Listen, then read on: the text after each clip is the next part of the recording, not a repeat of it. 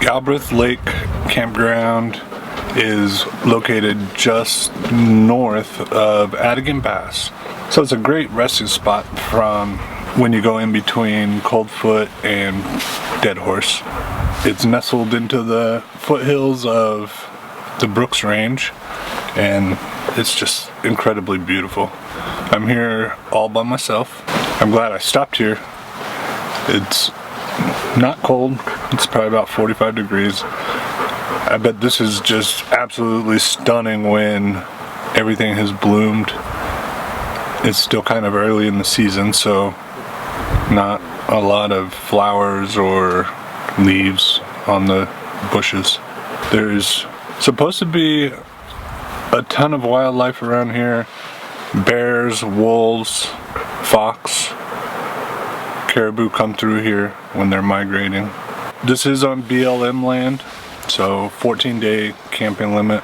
So far, the drive has been really nice. The roads get bumpy at times, so I just slow down a lot. It's really muddy. So yesterday up in Atigun Pass, I saw some mountain goats, or some Dall sheep actually, but I couldn't get a good enough shot to take some photos of them. So today, hopefully, we'll see, but the wind has picked up. If the wind isn't too bad, I'll try to push the drone out and see if I can get a shot of them. I miss having Cynthia here. I have to make my own coffee. I have to cook my own food. So yesterday was absolutely beautiful. Blue skies, sunshine, 70 degrees. Today it's cloudy. It's probably about 50 degrees. We'll see how it looks when we get over the pass, because the weather changes based on the mountains, so who knows, maybe it's going to be beautiful again, maybe it'll be cloudy. I've done this trip on my motorcycle a couple times. I've never had weather like I experienced yesterday. That's why I wanted to get all the way to Dead Horse yesterday, just because it was so pretty. I've never seen it like that. The van has held up very well. No issues at all. Makes a bit of noise when you're going over all those bumps. So, like I said, I just slowed down. It's definitely an adventure van, off-road capable, and I didn't have any traction issues going through the mud, and that was really, really nice. So today we're gonna cross back over Atigun Pass, head south. The lakes up here are still partially frozen, so unfortunately there's not a whole lot to go see.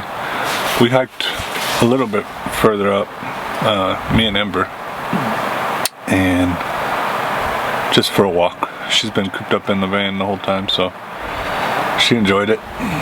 She likes exploring a little bit. We'll start our journey home. Like I was saying, beautiful campground. Give it a thumbs up. Recommend it if you're out here exploring, and we're gonna head back over Atigun Pass.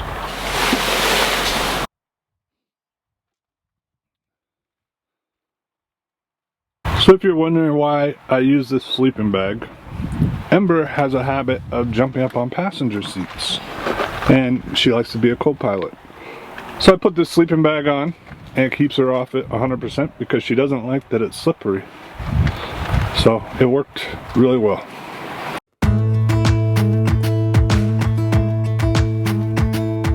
Jump into the car on a Friday night, I wanna drive with you. Looking for a bar in the nearest town, I've never seen a sky so blue. We don't have a plan and the night is young, it doesn't matter what we do. There ain't nobody like you. Look so beautiful, and I'm so lucky to be yours. And you're taking me high. Ain't nobody like you. I'm not coming down. Ain't nobody like you. I could go 1,000 miles as long as I'm with you. Yeah, you're taking me high. Ain't nobody like you. Talking by yourself and you make me smile. I can listen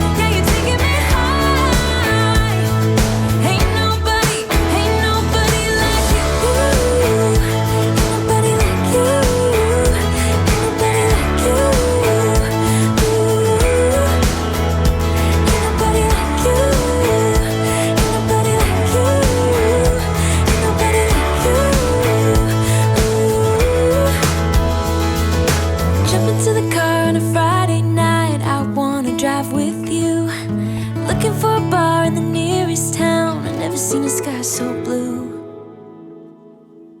And you're taking me high. Ain't nobody like you. I'm not coming down. Ain't nobody like you. I could go 1,000 miles as long as I'm with you. Yeah, you're taking me high. Ain't nobody like you. Ain't nobody like you.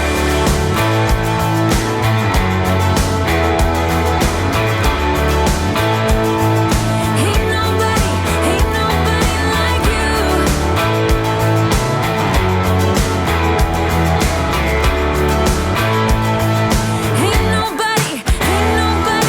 you.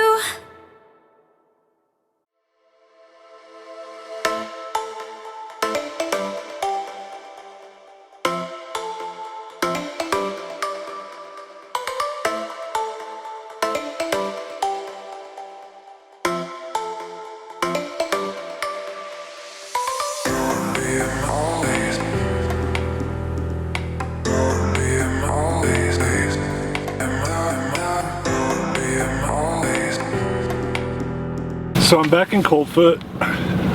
This is about 175 miles north of Fairbanks, and the town of Coldfoot was originally established back in the 1900s. It was a gold mining town. When the Stampeders came through, one of them got cold feet, turned around, and ran back home, and that's how Coldfoot got its name. Originally, it had a bunkhouse, a gambling place, and 7 bars. So they like to drink in the gold mining days. It was then used when they started building the Alaska State Highway, and then it was used again to stage workers for the building of the Alaska pipeline. Pretty cool little town. There's a bar inside the convenience store, gas station, and really good food, good restaurant. You can camp here. There's no hookups, I don't think, or at least I don't see any. There's also a campsite about 5 miles up called Marion Creek, and that one charges $8. There's no hookups or anything there either, but it's a nice campground. I've stayed there a couple times on the motorcycle. So I might head down to the Arctic Circle, which is about 60 miles away, and have lunch and see if I feel like going any further or if I want to call it a night there. It's only at 2 o'clock. It's about 60 degrees right now, really comfortable, really nice. Slight breeze, so the mosquitoes aren't that bad. It was a really awesome drive all the way here. Guess we'll head to the Arctic Circle.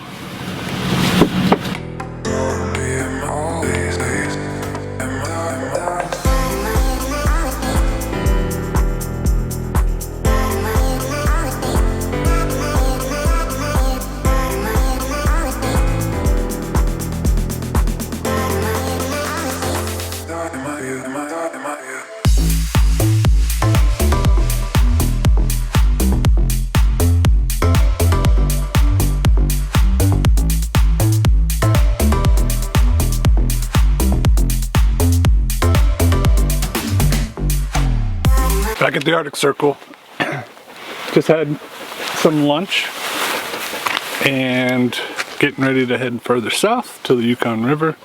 A little bit of history. The Hall Road was actually built in 1974.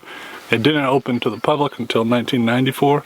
And the amazing thing, to do those 350 miles only took around 150 days. So that's pretty cool. It cost $15 million, but they built it for getting all the heavy equipment up to Prudhoe Bay for the pipeline and oil industry. Not a lot of people here today, kind of unusual, but it's really warm. It's like 70 degrees. No mosquitoes, which is nice. Headed south.